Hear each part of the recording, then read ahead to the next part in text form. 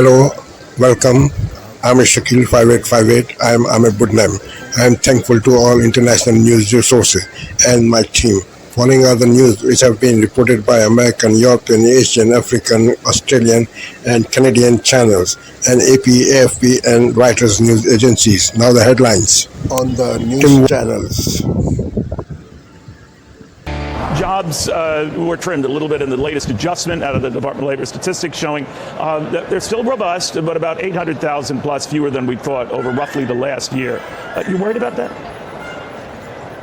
Well, I'm worried about it for the country in the sense that we've got to make sure that we've got an economy that's delivering for working people. This is the largest downward adjustment in the numbers going back to 2009. That's right. This, I think, is a major hit to the Democrats.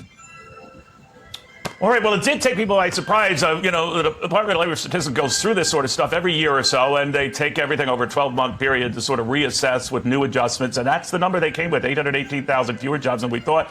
The Biden administration came out very quickly, as did Kamala Harris, to point out that under their stewardship, we're still up 14 million jobs, just not 15 million. Again, perspective is everything on this, and for that, we go to Wilbur Ross, the former Commerce Secretary of the United States under President Trump, I should say. He's co-chairing the J.D. Vance fundraiser tomorrow, I believe, in the Hamptons. Secretary, always good to have you. What do you make of this revision? Well, I think it's a very big number. 800,000 people is a huge error to correct.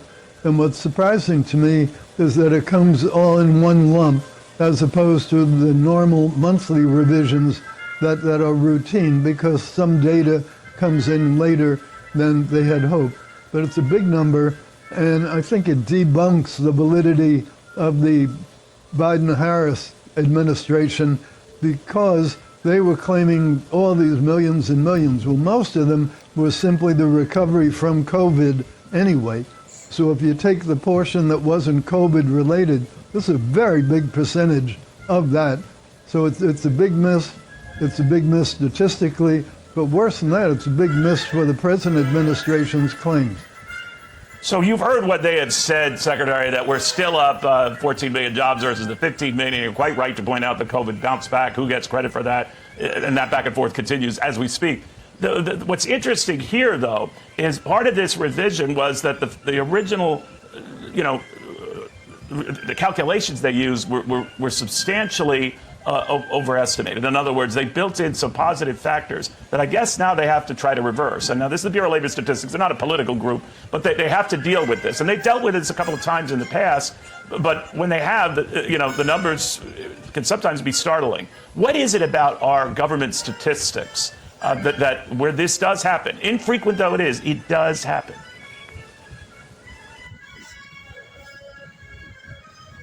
Because there's something about Kamala Harris. For those who know her, you know. When she hears your story, she carries it with her. When she sees you, she truly sees you. She truly sees you. She is the best among us.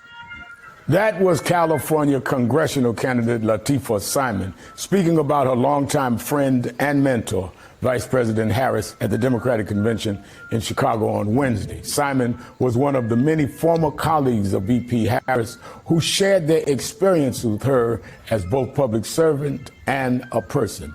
This week, she joins us now to talk about it. Ms. Simon, thank you, first of all, for joining us. I want to first ask you about your very moving speech. And we both had the honor and privilege to address the crowd at the convention. What are your thoughts about the mood in the arena as Democrats came together to nominate your friend and mentor, Kamala Harris? Well, hello, Reverend. It is so wonderful to see you. That energy inside that space and that place was something I actually never experienced before, ever. And I've been to a couple of conventions. There was joy, there was music, the diversity, the diaspora of the United States was in that space. It was beautiful. Now, you've worked with Vice President Harris for about 4 years while she was the San Francisco District Attorney. From that experience, what can you tell us about her? Not only as a prosecutor and a boss, but as a person. Tell us about her as a person. Well, Rev, I actually knew what we call the DA Harris a bit before she got elected. She came into San Francisco as someone who had been a prosecutor in Oakland for 10 years prior, but she came into San Francisco to work with other advocates before she got elected to stop the pattern and practice of young kids who were being bought and sold on the streets. They were being charged, arrested, and jailed. And those were girls that I was working with. And she really wanted to have folks understand these children weren't child prostitutes. They were being raped and they were victims of sex trafficking. I got to know her that way. She ran for DA. She asked me to come and work in her office and build a reentry unit. Rev, she was the toughest boss that I've ever had and the best leader that I've ever worked with. She expects the best of you. If you're going to work for the people under Kamala Harris, you're going to have to come early and you're going to have to leave late. She is a phenomenal leader. I respect her so dearly. Now, many Americans are taking a fresh look at Vice President Harris since President Biden stepped aside and she was catapulted to the top of the Democratic ticket. Why? Tonight, space saga. Space flight is risky, even at its safest. NASA reveals its long-awaited plan on when and how to return 2 stranded Boeing Starliner astronauts to Earth. I'm Mark Strassman in Houston, where NASA says it's calling a different space taxi to bring home 2 astronauts. Also tonight, race to the finish. The Harris campaign gets set to roll into battleground Georgia. Donald Trump seeking to steal the political spotlight back. Plus, Dr. Anthony Fauci recovering this weekend after being hospitalized with a rare virus. On Ukraine's Independence Day, Vladimir Zelensky celebrates taking the fight to Russia. I'm Ian Lee in Lviv as the U.S. pledges another multi-million-dollar military package to Ukrainian forces. Watchful eyes. With anti-Semitism on the rise, the nationwide network tracking threats. In the Pacific, Hawaii this weekend eyeing the approach of a tropical storm. And later, a world-renowned water show with a new look set to make a big splash. I'm Carter Evans, and if you've been to Vegas, then you know the famous Bellagio fountain. 1,000 of these jets are underwater. We're going to show you how they choreograph the show. This is the CBS Weekend News from New York with Adriana Diaz. Good evening, Adriana. This is NBC Nightly News with Jose Diaz-Balart. Good evening. As we come on the air, we are tracking extreme weather that's unusual at best and potentially deadly at worst. This was a scene in the Grand Canyon where more than 100 hikers were airlifted after flash floods left them stranded for nearly 2 days. But there's still a massive search underway for an Arizona woman swept away by those waters. Meanwhile, in the Pacific, Hawaii is bracing for a tropical storm named Hone, churning toward the Big Island. And take a look at this, something you don't often see in California in the summer. Yes, that's fresh snow on the Sierra Nevada mountains in August. And millions of people in the middle of the country are battling dangerous high temperatures this weekend. Dana Griffin is covering it all. Harrowing rescues. NBC News. Developing tonight, NASA announcing a new plan to bring home 2 astronauts who have been stuck at the International Space Station since June. Marisa Parra has the latest. Tonight, a stunning announcement from NASA. NASA has decided that Butch and Sonny will return with Crew 9 next February. NASA astronauts Butch Wilmore and Sonny Williams were aboard Boeing Starliner's historic launch in June, the first with a crew, but they were only supposed to be in space for a week. NASA now says they'll return from the International Space Station 8 months past schedule on a SpaceX Dragon capsule, Boeing's biggest competitor. This has not been an easy decision, but it is absolutely the right one. The troubled Boeing Starliner space.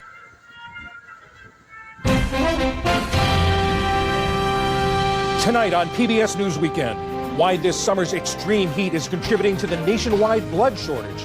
Then, amid the summer surge of COVID cases, why vaccines will soon be harder to get for uninsured Americans. And the future of debt relief for black farmers after decades of discrimination. The very federal arm that was supposed to be lending a hand up for black farmers was denying us the opportunity to farm in this country the way that white farmers did.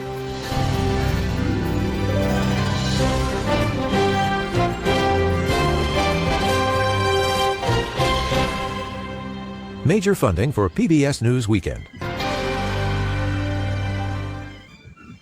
Good evening, I'm John Yang. When 2 astronauts were launched into space in June, they were supposed to be home in time for the 4th of July. But today, NASA said they'll be in space for the holidays and into the new year. NASA officials decided that questions about the propulsion system make it too risky for the astronauts to return to Earth, and the Boeing-built spacecraft that took them to the International says it will carry astronauts again in future missions. Ukrainian Independence Day brought freedom for 115 Ukrainian servicemen who'd been Russian prisoners of war. They were exchanged for an equal number of Russian soldiers who'd been held by Ukraine. The swap was brokered by the United Arab Emirates. The repatriated Ukrainians sang the national anthem and telephoned loved ones. In a video address said to be shot near the Russian border, President Volodymyr Zelensky vowed to make Moscow pay a price for the war that began 2.5 years ago. Ukrainians always pay back their debts, and whoever wished misery upon our land shall find it in their own home, with interest. Whoever seeks to sow evil on our lands will reap its fruits on their own territory. Earlier today, Russian shelling killed 5 in Konstantinivka in the east and 2 in the southern city of Kherson. 3 more were killed during Russian attacks in the northeastern Sumy region, and the Biden administration gave Ukraine a boost in the form of a $125 million military aid package. In southern Gaza, a barrage of Israeli airstrikes killed dozens of people, including 11 members of one family. With the war now in its 10th month, health workers say conditions are deteriorating due to disease and lack of water, food, and medical care. Since the war began, Israeli evacuation orders have displaced around 90% of Gaza residents. In the last month alone, according to the Associated Press, there have been at least 13 evacuation mandates. German police have made a second arrest in connection with a stabbing rampage at a festival in Solingen, which is north of Cologne. Police said it came after a raid on a home for refugees. The group, the Islamic State, has claimed responsibility for the attack. Police say that on Friday night, a man carrying a knife killed 3 people and injured at least 8 others, 4 of them seriously. Earlier, police detained a 15-year-old who they say knew in advance about the attack but didn't report it. And the countdown is on for the Paralympic Games in Paris. Torches were lit in Stoke Mandeville, the English village widely considered to be the site of the first Paralympic Games in 1948 for men injured in World War II. The flame will travel beneath the English Channel to France and wind its way through 50 cities before arriving in Paris for Wednesday's opening ceremony. Still to come on PBS News Weekend, what the end of a COVID vaccine program means for the uninsured, and the future of debt relief for black farmers. This is PBS News Weekend from WETA Studios in Washington, home of the PBS NewsHour, weeknights on PBS. Tonight, several developing stories as we come on the air. NASA announces 2 American astronauts will not return home on Boeing's troubled Starliner. ISIS claims responsibility for a deadly stabbing rampage in Germany and the late summer heat wave impacting millions. First, the 8-day mission turning into 8 months for 2 astronauts. NASA says it's too risky to bring them home on Boeing's Starliner. That spacecraft plagued by issues. Butch Wilmore and Sonny Williams will instead have to hitch a ride on a SpaceX capsule in February 2025. NASA says it's trying to build a new culture of safety, but it's another blow for Boeing, raising new questions about the company's future in American space exploration. Also breaking tonight, German police say they have a second person in custody after 3 people were stabbed to death, 8 others injured during a festival. The mayor saying the entire city is in shock. ISIS now claiming it was behind the attack. Late reporting just coming in.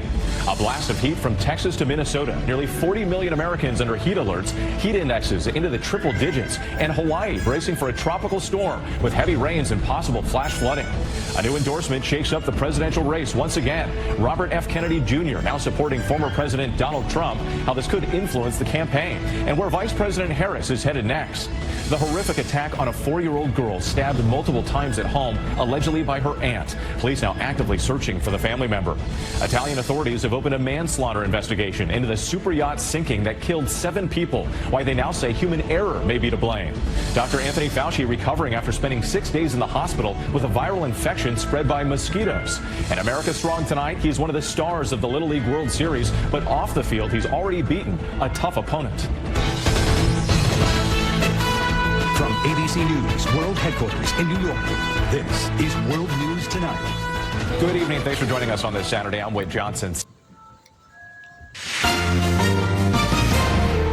On this Saturday night, the right to strike, the grinding rail halt, and the growing cost to the Canadian economy. Our income has stopped and has effectively and has stopped until they actually go back to work. The sector's getting hit the hardest. When will it end? Stranded in space. Space flight is risky. Our core value is safety, and it is our North Star. The agonizing wait to return to Earth as days turn to months. Goodbye to baseball. I think we were more of a Blue Jays household. One-on-one with Canada's homegrown Major League star, Joey Votto. And making a comeback. To taste part of our history. Really, really juicy. Delicious. The juicy story about the revival and rich heritage of Montreal's favorite fruit. Global National. Reporting tonight, Eric Sorensen. Good evening and thanks for joining us. We begin with breaking. Evening, a crucial decision tonight from Canada's Labour Board, sending thousands of employees back to work and putting a railway dispute to rest for now. Freight trains must start rolling again first thing Monday morning after a bitter contract dispute shut down the country's two major rail lines. CTV's Jeremy Sharon has more on the binding arbitration and the union's vow to appeal. After 3 days of uncertainty over railway service across the country, a decision tonight by Canada's Labour Board to impose unprecedented orders requested by Canada's Labour Minister. In a decision issued tonight, the Canada Industrial Relations Board concluded it does not have discretion to vary or to not implement the direction, therefore ordering employees of CN and CPKC return to work Monday, follow the terms of their previous collective agreement until a new one comes into effect, and that both sides move forward with binding arbitration. We're extremely disappointed. They acted on a gutless and cowardly referral by the federal labor minister to break a strike at the first sign of some supply chain disruptions. The union, representing more than 9,000 railway employees, says it will adhere to the board's ruling, but it plans to appeal the decision in court. Any federally regulated worker now who has a job in the supply chain has now lost bargaining power, has now lost the ability to negotiate higher wages, better working conditions, and to protect what they have. The move ends a work stoppage at CPKC and voids a strike notice issued to CN, where trains had been moving again since Friday. We are satisfied that this ends the labor conflict and that we can get back to our primary focus, something we do every day, which is to power the economy. But today's decision still comes after 3 days without full service on Canada's railway system, which many industries rely on. We were having huge cash flow problems. Basically any money that we thought we had coming is now stopped. In the middle of harvest season, farmers say the disruption already cost their industry tens of millions. The Labour Board says all parties have been directed to meet Thursday to start the arbitration process, but that is only the beginning, Heather. The courts will at some point have a significant decision to make as well. All right, Jeremy, thanks.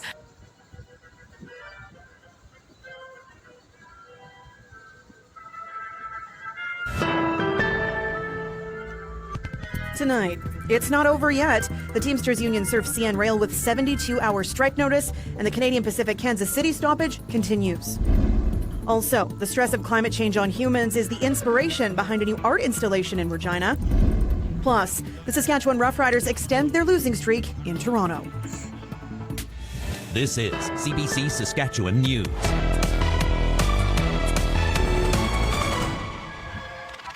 It's Friday, August 23rd, and the CBC Saskatchewan News starts right now. Good evening, and thank you for watching. The union that represents thousands of rail workers across Canada is challenging the federal government's push to get railways running again. Canada's two largest railway companies locked out workers yesterday, but the union has now issued a 72 strike-hour notice to CN Rail. Terry Reith has more.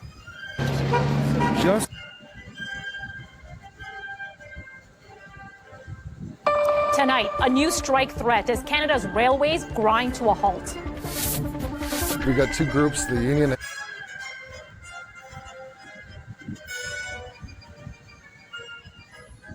and the rail lines. I blame them both.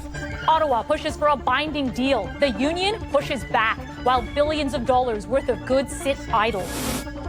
The convention's complete. The race for the White House ramps up. It's going to be a bumpy ride. Can the Democrats maintain momentum? Grab-and-go baby food surges in popularity. And when I'm in a rush, sometimes the pouches. The new study finding it might not be as healthy as it looks.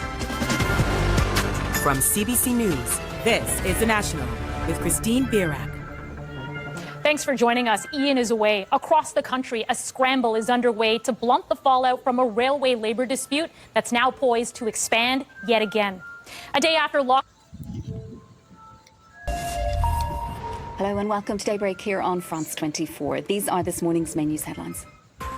As warning sirens sound in northern Israel, Hezbollah says it's launched a large-scale drone and missile attack on Israel in response to the killing last month of one of its senior commanders in Beirut. We'll get the very latest from our Lebanon correspondent, Rawad Taha. German police question the man believed to be behind Friday's deadly knife attack in the western city of Solingen. The Islamic State militant group has claimed responsibility for the rampage. And it should have been a week-long test flight, but they've been stuck at the International Space Station since the start of June. NASA says it's too risky to bring 2 astronauts back to Earth from the ISS in Boeing's troubled new capsule, so they'll have to wait another 6 months to hitch a ride with rival SpaceX.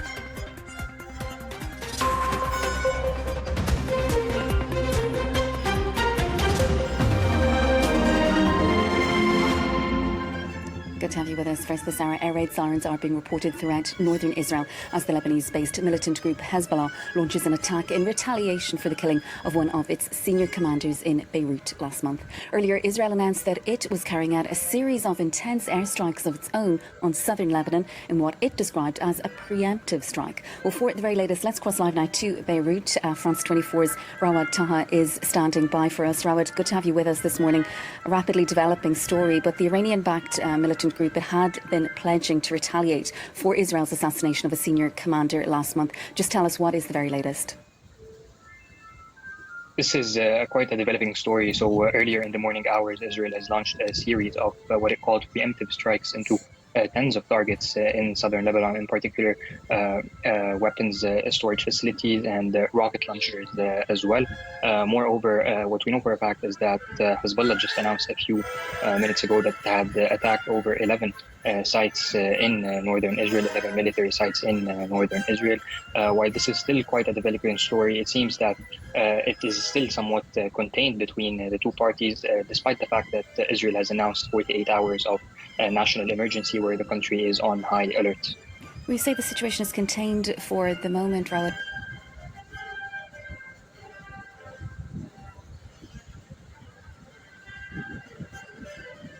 Logical sovereignty. Gained Saint 1A was built by Senegalese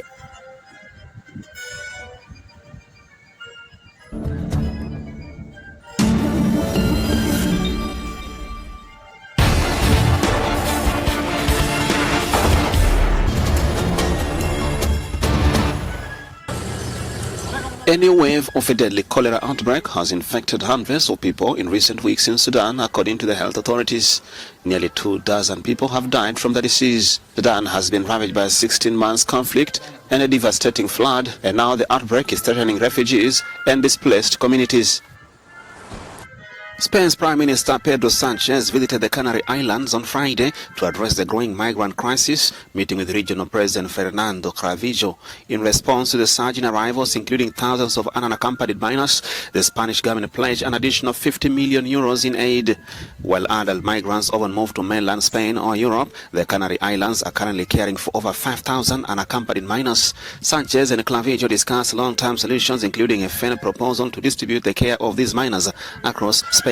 Sanchez's visit precedes a trip to key West African countries to address migration. This year, over 22,000 migrants have arrived in the Canary Island, a 126% increase from last year. The Spanish Maritime Rescue Services recently saved 173 people and recovered 2 bodies from a boat near El Hierro. The legacy of slavery continues to impact North America today, according to a Canadian racism expert speaking on the International Day for the Remembrance of the Slave Trade and its Abolition, observed on Friday. Much of the wealth that we see in all of North America can be traced back to this forced bondage that allowed all that labor to be subjugated to and given to the white masters. So Canada benefited from that initially because Canada was part of that. The professor underscores that African people who were enslaved in North America endured brutal exploitation and oppression. They lost their freedom, received no protection, and were subject to abuse and torture. In the same way that indigenous history is taken out, it's a way that a society that wants to hide its shame and is victorious and holds all of the levers of power, including who writes the curriculum, who writes history. June Francis, who is the chair of the Anti-Racism Delta Committee in British Columbia, highlighted that the trauma of the slave trade has left a lasting mark of injustice in Canada that remains challenging to overcome for many.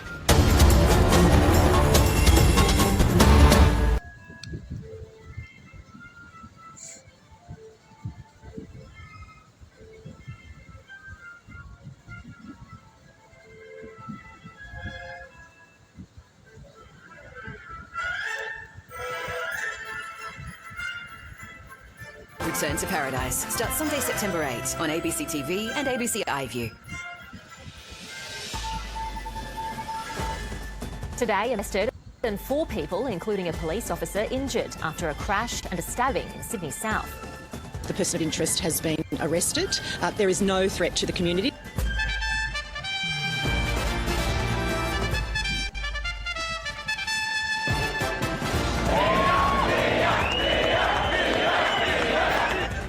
The Country Liberal Party sweeps to power in the Northern Territory after 8 years in opposition. A new report shows drug overdose deaths in Australia have almost doubled over the past 20 years.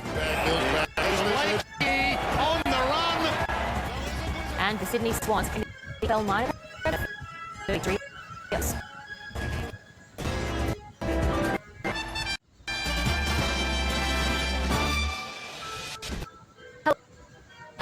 The setting for the lighting of the Paralympic torch wasn't ideal, but even a dreary and wet morning in Stoke Mandeville couldn't put out this flame.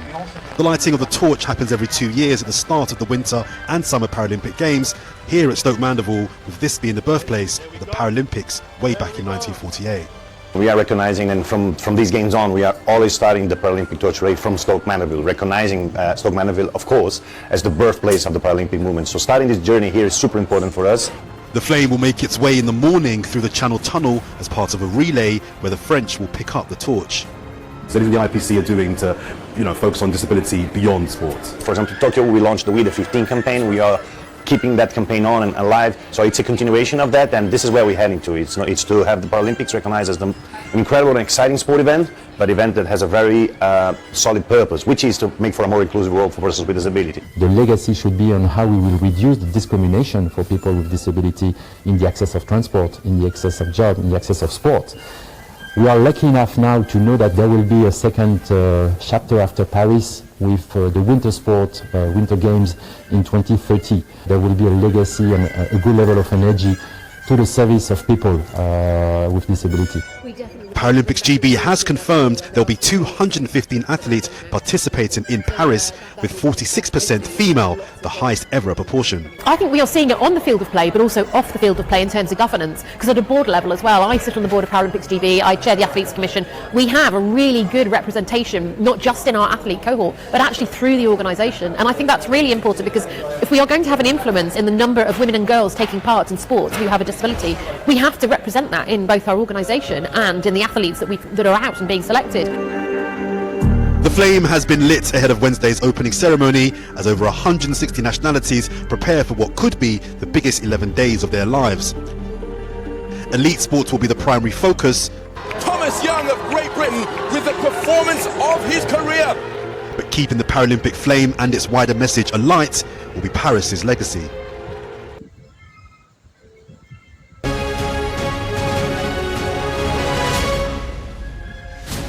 This is Sky News at 5 o'clock. We start with some breaking news this morning, and Israel has launched airstrikes inside Lebanon as Hezbollah says it has begun an attack with a large number of drones.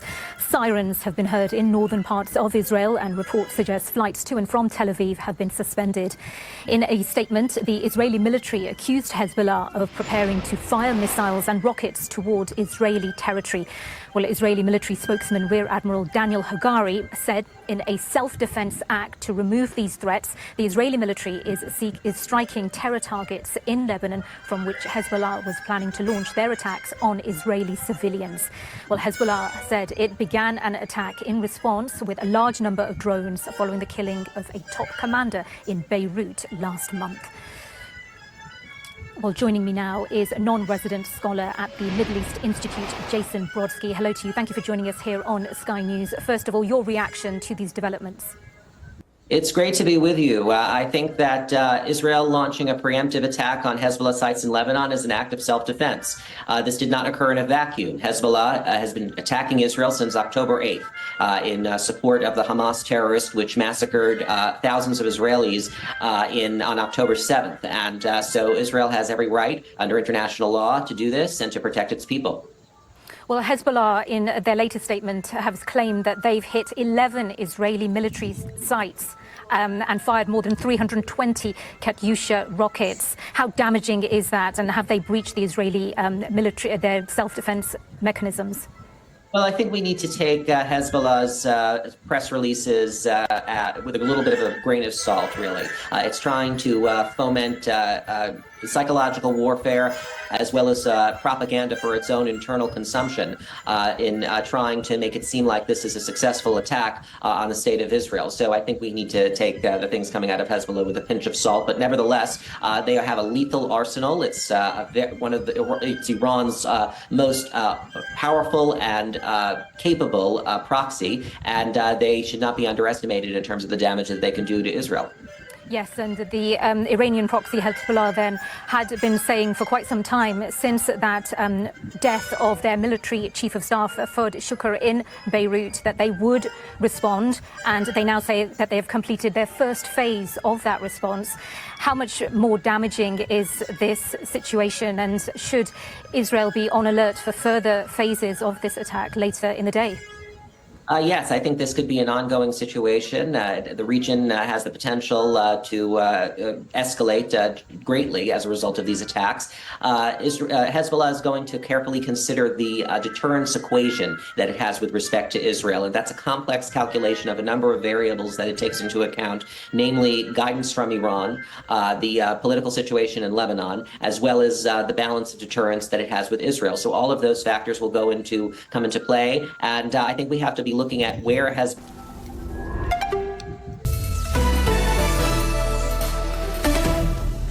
This is DW News, and these are our top stories. German police say they've arrested a suspect in a mass stabbing that killed 3 people in Western Germany Friday. Earlier, the so-called Islamic State had said it was behind the attack on a diversity festival in the city of Solingen.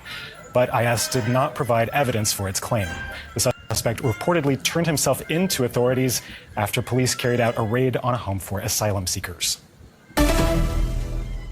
Russia and Ukraine have each exchanged 115 prisoners of war under a deal arranged by the United Arab Emirates. It's the first captive swap since Kyiv launched its offensive in southern Russia earlier this month. 2 astronauts stranded on the International Space Station will not be able to return to Earth until February next year. They were only supposed to be on board for a week. NASA says technical problems with Boeing's Starliner made a flight home too risky. The astronauts will be taken back by the rival operator, SpaceX.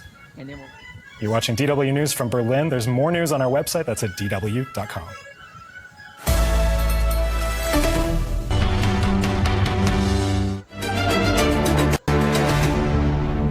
Hello, I'm Yasmin Yonkers with your headlines this hour.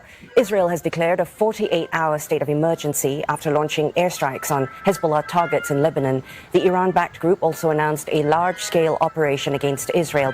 It's been warning of a major attack in response to Israel's killing of its top military commander in Beirut. The U.S. says it will continue supporting Israel's right to defend itself. Another stabbing incident in Sydney, despite New South Wales bolstering its knife laws. Police say 4 people, including a police officer, were injured and a man has been detained. German police say a suspect in custody for a fatal knife attack at a music festival is a 26-year-old Syrian man who's admitted to the crime. The Islamic State group earlier claimed responsibility for the stabbings in Solingen, which left 3 people dead and 8 injured. And those are your latest headlines from the CNN newsroom.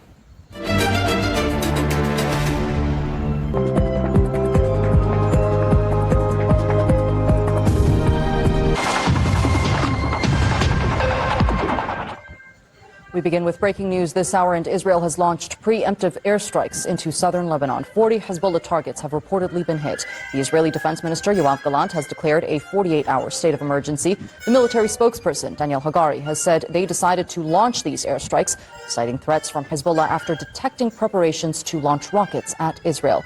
Hezbollah had launched a large-scale drone attack deep into Israel in response to the killing of its top commander, Fuad Shukr, last month, and the group says it will take some more time to complete that response. Let's go straight to our Priyanka Navani, who joins us live now from Beirut. So Priyanka, bring us up to date with what's been happening at the border there. So we know, obviously, for the last 4 weeks, there have been really increased hostilities at the border, but also far beyond the border, as both sides have been striking deeper and deeper into each other's territory. Specifically here in Lebanon, we have seen at least 25 civilian deaths in the month of August alone. And when I say the month of August alone, I mean since the killing of Fuad Shukr, the Israeli assassination of Fuad Shukr on July 30th. We have seen 25 civilians killed. We have seen children killed, women, Syrian refugees killed. And beyond that, we have also seen an 8% increase in the amount of people that have been displaced by the fighting, just to illustrate how much more intense this fighting has been in the month of August since this Israeli killing. However, we have obviously all been waiting for what we understood to be the big retaliation by Hezbollah. Secretary General of Hezbollah, Hassan Nasrallah, has addressed the nation on Do stay on standby for us as we will get the latest from you throughout the program. I appreciate it for now. Well, Hezbollah has released another statement in the past hour saying the first phase has been successfully completed. This phase involved targeting Israeli military posts and positions to facilitate the passage of offensive drones towards their intended targets deep within the enemy territory. The drones have, by God's grace, reached.